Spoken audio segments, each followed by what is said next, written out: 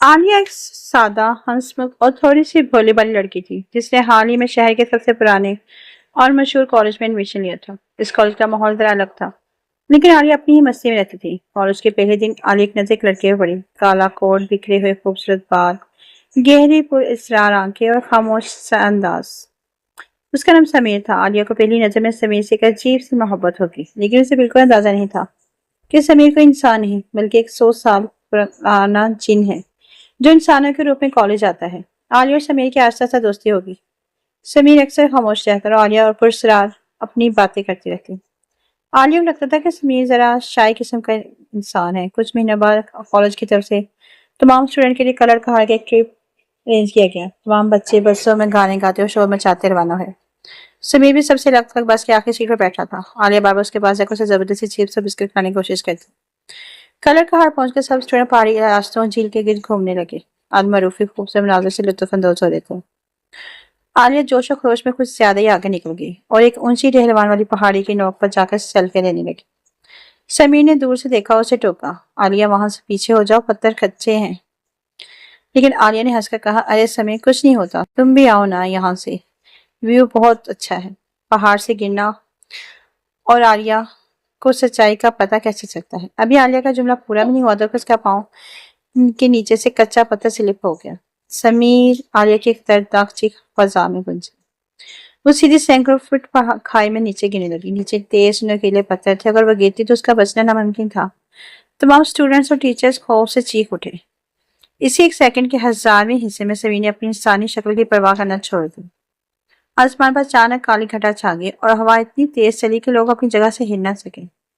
समीर ने एक लम्हे में अपने इंसानी रूप को छोड़ा। उसका वजूद एक पुरस्कार तेज हवाई साए में बदला। उसकी आंखें सुर्ख अंगारा हो गई और हवा को चीरता रोशनी की रफ्तार से भी तेज पहाड़ी में नीचे ही लपका। आलिया ने आंखें बंद कर ली। वो अपनी मौत का इंतजार कर रही थी कि अचानक दो मजबूत हवा में तैरते हुए बाजन उसे हवा में थाम लिए।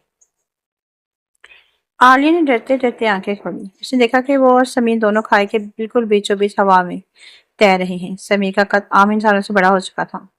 उसके गिर स्याह धुएं की लहरें थी और उसकी आंखें सुर्ख चमक रही थी। आलिया की सांसें अटकी। समीर, ये तुम हो? तुम हवा में कैसे खड़े हो? तुम्हारी आंखें। समीर ने उसे आस्था से पहाड़ की महफूज चोटी पर उतारा और नजरें झुका ली। हाँ आलिया, मैं इंसान नहीं हूँ, मैं एक जीन हूँ। मैंने तुमसे ये सच छुपाया था ताकि तुम मुझसे डर न जाओ। आलिया ने कुछ देर हेपेटाइटिस हाल में समीर को देखा, अपनी टांगों को कांपते हुए महसूस किया। फिर अचानक जोर से बोली, तुम जिन हो? यानी तुमने मुझे हवा में पकड़ लिया? समीर ने डरते हुए सर हिलाया। हाँ। आलिया ने एक लंबा सांस लिया, अपने डर से हट के बोली, शुक्र है खुदा, मैं तो समझी थी कि मेरी हड्डियां टूट गई। वैसे तुम हवा में उड़ते हुए काफी हैंडसम लग रहे थे। लेकिन एक बात बताओ, अगर तुम जिन हो तो तुम कॉलेज की बस का 500 रुपए का टिकट क्यों लेते हो? तुम तो उड़कर भी आ सकते हो। समीर अपना सर पकड़ कर रह गया। वो सोच रहा था कि आलिया खौफ से बेहोश हो जाएगी और वो उससे बस के किराए का हिसाब मांग रही थी। इस वाक्य के बाद आलिया को पता चल गया कि समीर जिन है, मगर उसका डरने का कोई इरादा नहीं है। उनकी लव स्टोरी अब एक अलग ही मोड़, मजाहिया हॉरर मोड़ ले चुकी थी। रोमांस। समीर अब आलिया को रात के अंधेरे में कलर हार और मरिए के पहाड़ों के ऊपर हवाओं में सैर करवाता। चांदनी रात में चांद के बिल्कुल करीब उड़ना आलिया के लिए किसी ख्वाब जैसा था। एक रात कॉलेज के कुछ बदतमीज लड़कों ने आलिया को तंग करने की कोशिश की। समीर ने वहीं अपना खौफनाक रूप धारा। आसमान में काली घटाएं छा गई। समीर की जादुई सुर्ख आंखों से चिंगारियां निकलने लगी और उसने अपने ही साय से उन लड़कों को हवा में उठाकर दरख्तों के सबसे ऊंची शाखों पर टांग दिया। वो लड़के रात भर वहां से बचाव बुचाव चलाते रहे। एक दिन आलिया की अम्मी ने कहा, आलिया, घर में अजीब सी डरावनी आवाजें आती हैं, लगता है कोई अजीब है। आलिया ने फौरन समीर को मैसेज किया, तुमने फिर आधी रात को हमारे बर्तन किचन से बर्तन हिलाए हैं ना? समीर ने मासूमी से जवाब दिया, आलिया, हम जिन्नात को रात को भूख लगती है और तुम्हारी अम्मी बिरयानी में मसाला बहुत कम डालती है। मैं तो बस काली मिर्ची ढूंढ रहा था। मामला तब खराब हुआ जब जिन्नात की दुनिया में यह खबर फैल गई कि उनका एक शहजादा एक इंसानी लड़की की मोहब्बत में गिरफ्तार हो गया है। जिन्नात के बादशाह ने समीर को वापस लाने के लिए सबसे पुराने और जालिम जिन अफरीत को भेजा। एक दिन जब आलिया और समीर कॉलेज के ग्राउंड में बैठे थे, अचानक पूरा आसमान खून की तरह सुर्ख हो गया। जलजले की तरह जमीन हिलने लगी और फिजा में एक खौफनाक कहका गूंजा। अफरीत का 50 फीट लंबा खौफनाक साया सामने नमूदार हुआ। इंसान और जिन का कोई जोड़ नहीं, इस लड़के को खत्म होना होगा। अफरीत कराया। समीर ने आलिया को अपने पीछे छुपाया, अपनी पूरी ताकत के साथ अफरीत से ब्लॉक हो गया। दोनों ताकतवर जिन्नात के दरमियान एक दिल दहला देने वाली जंग शुरू हो गई।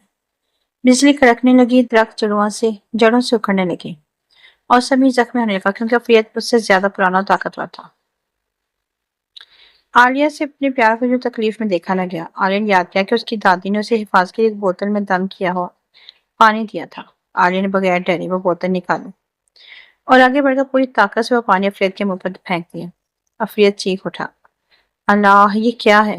ये तो मेरी चमड़ी जला रहा है। आलिया ने हाथ में बोतल पकड़ शेरनी की तरह डट कर कहा, ये मेरी दादी का दम किया हुआ पानी है और साथ में इसमें मैंने थोड़ी सी लीमू और लाल मिर्ची भी मिलाई थी ताकि असर तेज हो जाए। अफरीत जलन और खौफ से चीखता हुआ वापस अपनी गायबाना दुनिया में भाग गया। अफरीत के भागने के बाद फिजा सख्त हो गई। समीर जख्मी हालत में आलिया के पास आया और मुस्कुराया। आलिया ने आगे बढ़कर उसे गले से लगा लिया। समीर ने कहा, आलिया मैं एक जिन हूँ, मेरी दुनिया अलग है लेकिन मैं तुमसे मोहब्बत करता हूँ। क्या तुम वाकई जिन के साथ जिंदगी गुजारने का रिस्क ले सकती हो?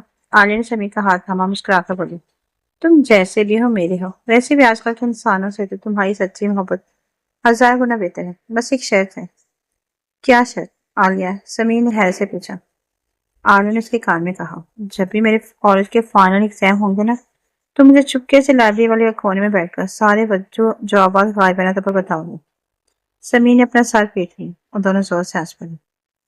आज भी कलर कहा कि इनकी पहाड़ियों पर अगर कोई शाम के वक्त जाए तो उसे हवा में खूबसूरत लड़की के हंसने की और उसके साथ तैरते हुए एक पुरस्कार साई की आवाज आती है, जो इंसान और जिन की अनोखी मोहब्बत की दास्तान सुनाती है।